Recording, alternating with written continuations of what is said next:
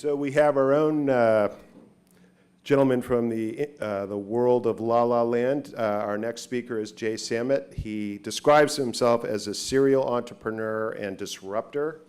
He was most disruptive when I was meeting him in the music industry down in LA, where the internet was destroying the music business, and Jay was on the forefront of all of that. He is going to bring we were happy that he would come along and bring a little kind of update from what's happening down on the west side of the world where all the loose marbles roll. So without further ado, let's welcome Jay Samit.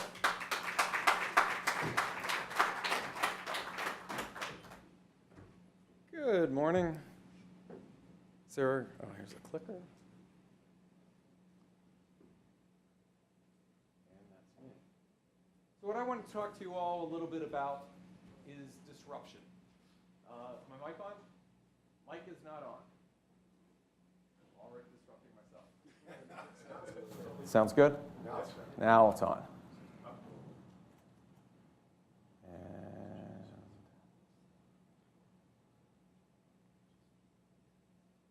Tony?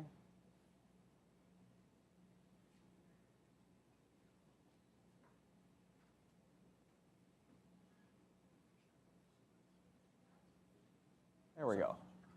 So, very fitting place, NASDAQ, to do this talk, because what we're really talking about is the life cycle of your career and of a business. Our parents' generation went and got the gold watch. Went to the big company, they'd be there forever, they'd be there, your pension would be there at the end. Those days are rapidly changing. And there's three things that I want to talk about that are making these changes happen. Anybody know what the first picture is? It's going to be 300 million jobs gone. So that is the filament that goes into 3D printing. And I'll talk about how that impacts not just tech, but the entire supply chain of what manufacturing is becoming, because it's not just about plastic. Mobile, huge, huge change, but I slipped another one in there. Saturday was the first Formula E races, the electric car races. Energy is becoming a big, big changing field, very disruptive. And when you realize that 9 of the 10 largest corporations that are public are all energy companies, great opportunity, great place to look. But the last one's my favorite one, the electric drill. And we'll get into why that is such a big change that you have no idea. So a little bit about me. I am a serial disruptor, as Tony said. I have been involved in the change of video onto computers, music onto the internet, e-commerce, launched some of the most successful companies out there, and been a part of on the defense side. I also had the pleasure this past year of hosting the Wall Street Journal Startup of the Year series, where we got to look at some of the brightest young companies around there. The company that won was an iPhone app that spots oil and gas leaks on pipelines. You put it on a drone, it saves millions of dollars in man hours, millions of dollars in fossil fuels, and environmental cleanup. So a startup with just a few people that did $300 million the first year in business. The impact is so fast that I love this photo. This photo really shows what's disrupting. Yes, we know Blockbuster, well, we're not going and renting videos that way anymore. Oh. I do my own stage work. So Borders, we also know, then got disrupted. But the other thing is, if you notice the grass growing in the parking lot, the majority of the world's wealth has been made through real estate. And all these rapid changes are changing real estate. Do we need malls? How important is the mall to the US?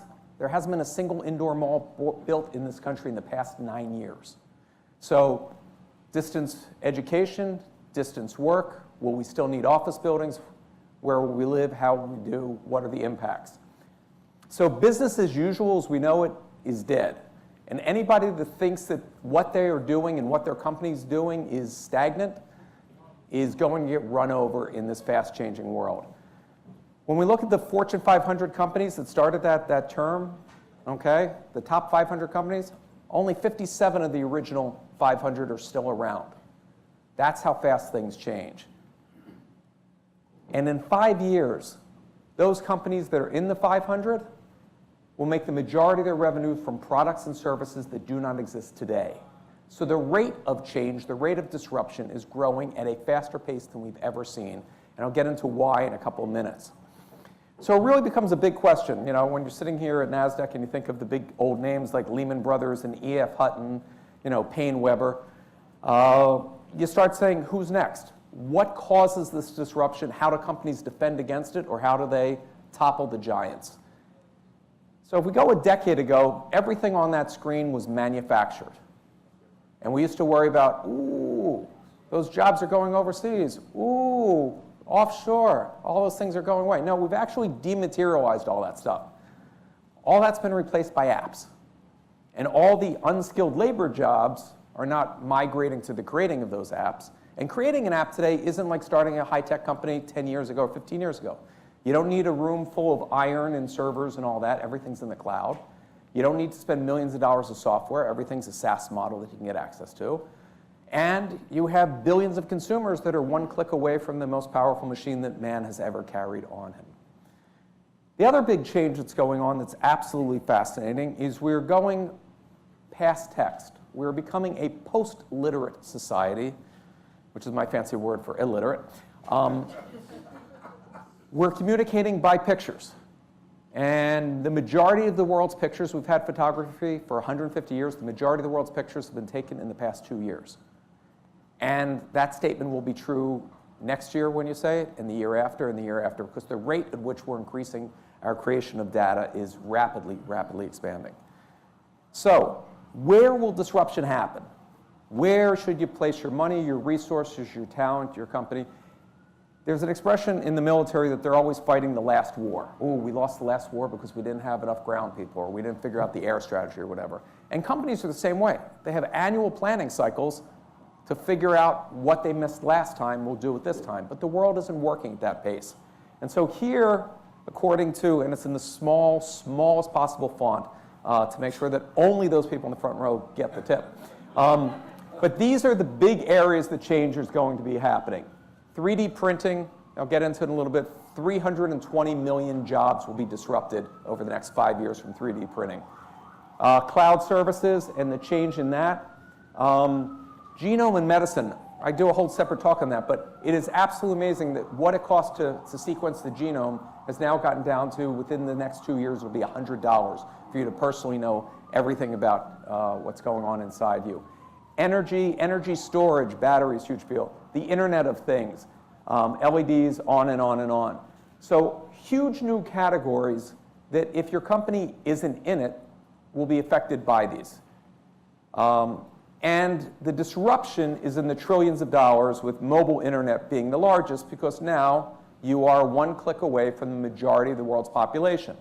When we look at the cost of mobile phones now going, smartphones in the third world, and you're starting looking prices sub $25, you now have countries such as India where more people have cell phones than toothbrushes, which makes you appreciate that they call you instead of see you in person. I'm here all week, Pete. So disruption is actually changing at an exponential rate where businesses are innovating arithmetically. And so the proportion of distance is getting farther and farther, faster and faster, which makes people very, very nervous that are in the C-suite because they just want things to stay the same way that got them there. So if we talk about self-driving cars, one of the coolest things out there, that is actually, Mercedes now has a self-driving semi-18-wheeler. And I'd feel a lot safer having a software driving an 18-wheeler than most people. It makes less mistakes, and autonomous vehicles make less mistakes. But multiply that out. What happens when you no longer need drivers? Well, I'll tell you the company that's doing it. We saw in the earlier slide, Blockbuster went down, and Blockbuster was toppled by Netflix.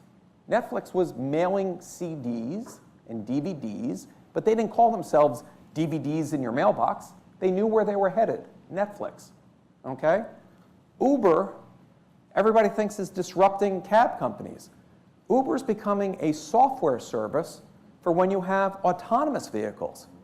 First, they'll use the drivers by paying them a better share, and then you won't need the drivers. So you're really looking at transportation across the board, a big change. When you look at the last recession that we just came out of, It was a jobless recovery. Your largest companies actually grew more efficient and shed 1 million jobs. So what that means for this country is the middle class is eroding faster than ever, and we are hindering the next generation, where most college graduates today are graduating with a mortgage. Unfortunately, it doesn't come with a house, but they are paying an interest rate on that student loan, and you now have a generation that will be paying student loans into their 50s. So adapt or die. That's what companies have to do. If you had to pick two antithetical brands that you couldn't figure out what they have in common, IBM and Apple. And yet they've joined together recently to do a lot of things together because the strategic alliances of skill sets that each one doesn't have. But what's interesting is most of their money come from products and services that they weren't into within the past 5 years. So what's accelerating? What's causing the change? Where are we going? What are the predictions? Where can you make some money? 85% of the world has a mobile phone. That's a given. Okay? 9.1 billion mobile connections. Well, by 2020, that number will be 50 billion things on the internet. Well, we're not multiplying people that fast. And no, it's not Fido and Rover getting. It's going to be the Internet of Things, where you'll have devices communicating in your environment. My favorite examples is Best Buy used to be a very large client. And we could guarantee and show in advertising that Best Buy, that you were in the store, you were going to the store, we could drive you there. Went to HP, I said, HP, you should advertise on my platform. Here's what we're doing. You can't prove to me that the person's there to buy a printer or is in the printer aisle. Now, between mobile, RFID, which is getting as cheap as putting barcodes on something, you'll know that I'm in the printer aisle and I'm standing there for 5 minutes. I have now given you a world of marketing information. Turns out HP really isn't in the printer business. They're actually in the crack delivery business. An ounce of HP toner is more expensive than an ounce of Chanel No. 5. I don't make up these stats. So if I'm now standing in front of that printer, and this is $29 and this is $29, and I'm there for 5 minutes, you know that I'm a serious person that's planning to buy a printer. You can now alert me on my phone to give me $10 off that printer and close the sale right at retail. That makes sense to all of us. Fast forward to it, if you're not afraid of the TSA or getting tased, when you get on your next airplane flight, walk up and down the aisle and ask each person what they paid for their seat. I will personally give you a prize if you can find 2 strangers that paid the same price. Airlines have the software that do this, absolutely. Hotels, absolutely. Retail will now have that, so 2 people pushing the shopping cart through the aisle will have the same identical items and pay different at the cash register because of what we know about them. And if you now look at the home delivery services, we're now even taking that visit out. And so with Amazon and everybody getting in Google in the right neighborhoods into delivering, that's less visits to the big box. That impacts a stock like Walmart tremendously because one less visit is $45 per customer. Times that out, and they're seeing the impact. Just delivery of diapers and that data has radically changed retail. So how would my buddy Tony Stark compete in this new world? Well, we have a lot of pluses. So for every challenge that you face, it's actually an opportunity for an entrepreneur. And the only thing that drives innovation is solving problems. So we're now talking about people being always connected, always on, always having that. There's your plug, Tony. And it's 95% cheaper to start a business than it was a decade ago, which is why you're seeing for the first time since 1998 more money going into VCs, and VCs doing better than they have in this century. So you see the most activity that we've ever seen of investments from limited partners, and the reason is because everybody sees that change is not coming from the large institutions, because who's going to fund and back a money-losing division? We're not too far from my favorite example in Rochester. Everybody knows the Kodak story, but Kodak invented the digital camera. Kodak saw all this, but it cannibalized the high margins of their other thing. So if you were the exec, and I worked with this guy as far back as the 1980s, if you were the guy championing the digital product, your career was over and you were going to get killed because it was interfering with somebody else getting their bonus. What most companies don't realize is by killing innovation internally, what you're really doing is guaranteeing that it will still be innovated, it just won't be innovated at your company. Banks. Banks are not part of the ecosystem. They have been for hundreds of years. Banking hasn't changed in 400 years. There's actually a 400-year-old bank still operating in Italy. Banks today make the majority of their profits from late fees, guaranteed student loans, credit card interest, not from funding growth in business. So you're going to see them get disintermediated by crowdfunding, things like Prosper and Lending Club, all the way on real estate finance, on business finance, across the world. And when you take the control of currency away from government, as Bitcoin and other cyber currencies are doing it, you now come up with a rational methodology for what a currency is and take out the whole arbitrage game, which is a big part of the financial sector.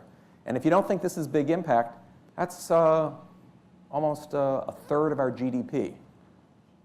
So the slightest change in crowdfunding, if you just look at it, is a huge, huge change.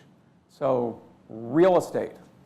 Real estate's been funded the same way for the capital stack, before you get your debt and everything, for hundreds of years. Get a bunch of doctors, dentists, rich people together. Hey, will you come in with me on this building? Da, da, da. Now you can go and do it instantly. And here's the difference. If I asked you, I want to buy that building across the street, what is my cost of capital? There's not one person in this room that could tell me that. Yet if I asked you, what is the price of a 1986 Tickle Me Elmo doll globally? All of you could go to eBay and on a single day know exactly the value of that commodity. It's incongruous. That will be as transparent as the teddy bear.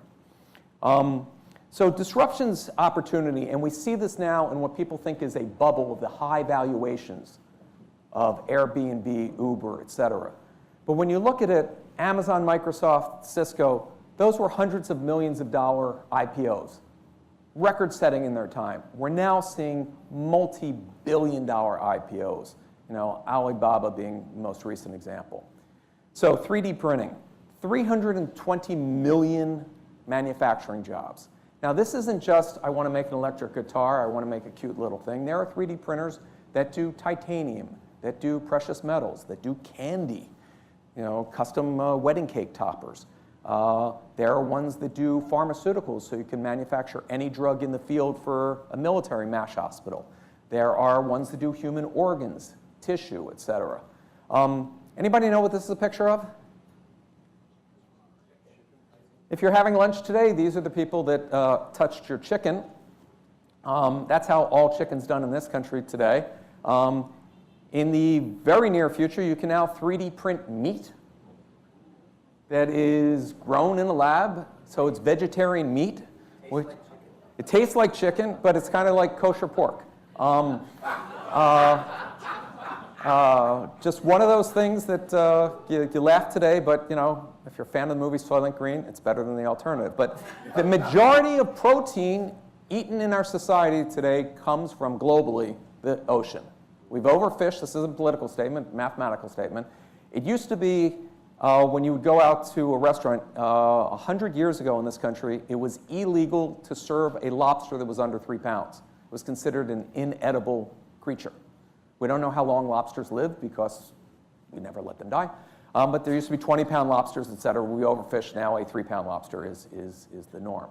So get ready for that. This is a fellow professor of mine at USC has made a 3D printer for buildings. So it's a gantry, a cement truck, and you lay down some railroad tracks, and after a hurricane, a typhoon, or whatever, you can rebuild 3-story building housing, the whole bit, with no labor and no skill. The Internet of Things. So having sensors in your home, having sensors around you, having everything that has a barcode, imagine having a sensor and communicating where you are to it, okay? McDonald's makes the majority of their profits from people that eat there 5 times a week. But when surveyed, those people don't on any given day say, oh, I know I'm going to McDonald's today. So it's highly influenced. So if you know that it's noon and I'm within 1,500 feet of a McDonald's, you can now communicate to me. So it's a whole new relationship between big data and solving to the individual. If you think of Waze, Waze was an amazing thing. I come from LA where we spend our life on freeways and traffic. Now Waze doesn't have to have me look at a map or figure out where to go. It knows where each car is because each car is communicating and can move them to be the most efficient. Fast forward a few years. Take the Google ranking model. I, from LA, am willing to pay $1,000 more to get to San Diego faster. They'll move all the cars out of the way for me to get there faster. And if you don't think this happens, absolutely. So what's next? On the left are two of my favorite photos, okay? 2005, about to announce a new pope. Pope's going to come out on the big window. You're standing there in the square. It's a moment that you're reveling in. You're there. 2013, you're a broadcaster, okay? You're there making sure everybody sees on social media. I'm there. I'm tweeting it. I'm Facebooking it. I am Vining it. I'm doing whatever I can. So the power has shifted in advertising, in merchandising, in retail, in communications, in everything, in finance, back to the individual. Nest is on the other side. Everybody wondered, why did Google spend so much money for a thermostat? Gee whiz, I can make my house 10 degrees cooler, hotter, 5 minutes before I get there. That's not what it is. Nest will tell you how many people are in the room, which rooms the people are in, how they spend their day, how many people are in your home. Wow, we thought you were a bachelor, but you always have a lot of action. So that's what it's about. And if you think I'm making this up, Intel was going to come out with a new set-top box. They were going to go into the cable business. They spent close to $1 billion on this box. It did everything that a set-top box does, but it knew how many people were on the sofa, and it knew body temperature. And they didn't think this was creepy. And somebody from Intel went and gave a speech about the new box that was coming out, and they closed the division within 1 week. So if I leave you with 3 syllables today, it's so, low, and mo. And that's what it all comes down to. Social, location, and mobile. Solve and build your enterprise around those 3 things, and it doesn't matter whether you're in financial services or beauty. That's what it comes down to. And think about this all globally and not just about the US. So now back to my drill. So this is my favorite set. How many people own a drill? Okay. I own 3. Anybody own more than 3? Because I feel real stupid. Yeah, okay. I had the cord one, and my kids were like, "Why don't you have a cordless?" So you got a cordless, and it doesn't do. So then I got the Gazunda one. In your lifetime owning a drill, you will drill and use that motor for 13 minutes. That's their industry telling us this. Okay? And if you think about it, okay, I hung the picture. Oh, do you want to do a bookcase? Okay. 13 minutes. It makes no sense to own a drill. You now got to store that drill and find a space for that drill. Start multiplying that out. Cars are parked 95% or more of their life. Okay? Lawnmowers, everything. With big data, with the Internet of Things, we will now have a sharing economy. And the sharing economy, which Uber is prototypical of, or Airbnb, will go across the sector. And I'll give you the other example.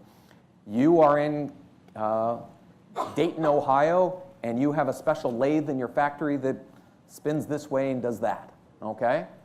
You only use it a few hours a week or a month. Well, there's another factory in another state that could use it. In the old days, they'd each buy a lathe. Now you only need one. And you can have software making all the different parts for everybody and have this dispersed shared economy of manufacturing. And we're seeing that now. They're doing that now in donuts. They're doing this now in bullets. They're doing this in all kinds of fields. So access becomes more important than ownership. And so as you're designing what your product is, and Apple was behind the curve on this, iTunes cornered the market on digital music only to find out that people always knew it would be available to them in the cloud. Why buy and own a song when it makes more sense just to have access to it as opposed to have that storage? So storage isn't just about physical stuff, it's about virtual stuff as well. So a sharing economy results in less consumption. So not only are we going to have more efficient supply chain with just-in-time manufacturing the 3D printing allows, so you don't need to inventory that part for that Canon camera. You can make it right when you need it, or the local retailer can make it, or the website can make it. But people will be actually buying less things that need less parts. So peer-to-peer rental, $26 billion market that is controlled by no one. So it's a freebie for you today. Go out there, get your $26 billion market. What all this comes down to is data beats opinions. So data comes to every meeting. Data is always on time. Data is always accurate. You have to know what to look for and what to ask for. The big problem with big data is we get a whole lot of noise factor. So more data will create more creativity to figure out what is the important insight. So I recently was chairman of the largest crowdfunding real estate company, and I learned a lot about that space. And talking with a multi-billionaire home developer, he's moved to a different sector. And when I asked him why, he had a very interesting answer. Women freeze eggs. And we're not talking about chicken eggs. And what's that have to do with building?